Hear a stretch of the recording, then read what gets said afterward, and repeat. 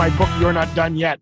And it talks about that you never know when you're done. You just got to keep going and keep going for that goal. So now you've switched it back around, and you're looking at, you started your own sports, is it sports fitness? What's the proper terminology for that?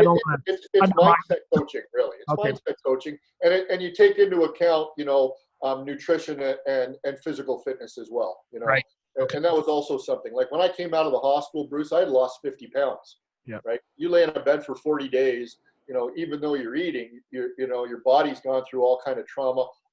I could put this hand, when I got out, I could wrap it all the way around my arm and touch my fingers. Wow. Right? It looked like my shoulder grew out of my neck. Right? So it was, I'm not going to lie, there was a little bit of vanity. It was probably my size that saved me in the accident, knock on wood, and the condition that I was in. But I looked at that and said, okay, I got an opportunity now. I have to take care of this body if I want it to last the rest of my lifetime. And I also need to start taking care of my brain and my mind. Well, how do you do that? And so I really started to do a lot of reading and research on neurology, the relationship and the synchronicity between your mind and your body and your gut, and the things you put into your body. So, I tested myself again when I turned 50. I did this program. Actually, funny enough, I'm wearing this shirt today, 75 Hard. It's a program, and I'm sure you've heard of it. And I know a friend of ours, mutual friend of ours, Glenn Caldwell, has also gone through it.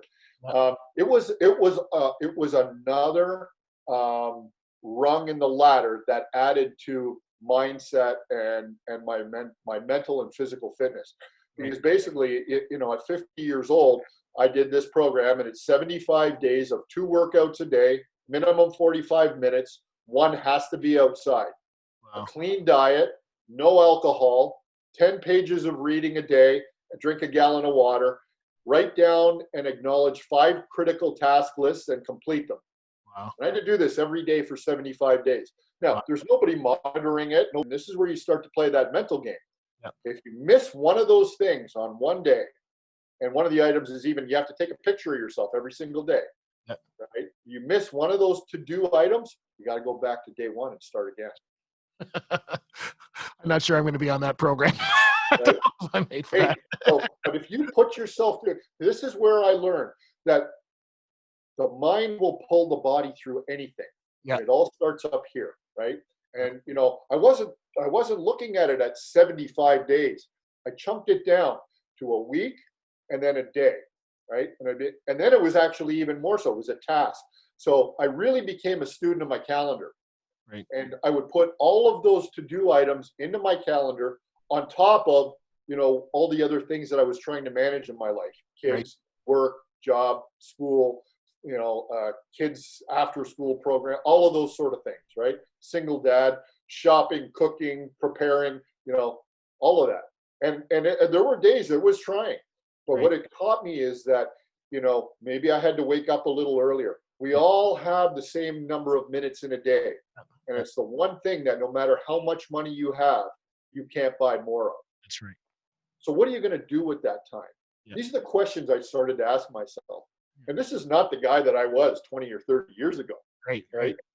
And so when I started asking myself those questions, it's like, okay, people say, well, you're 50. Well, so what? I'm 50. Yeah. You know what? I went from 245 pounds to 218 in 75 days. Wow. Healthiest I've been since I was a hockey player. Right.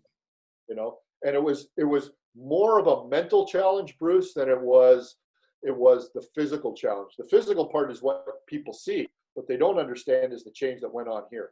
And all that did was fuel more of that fire for that platform that I created, Mindset.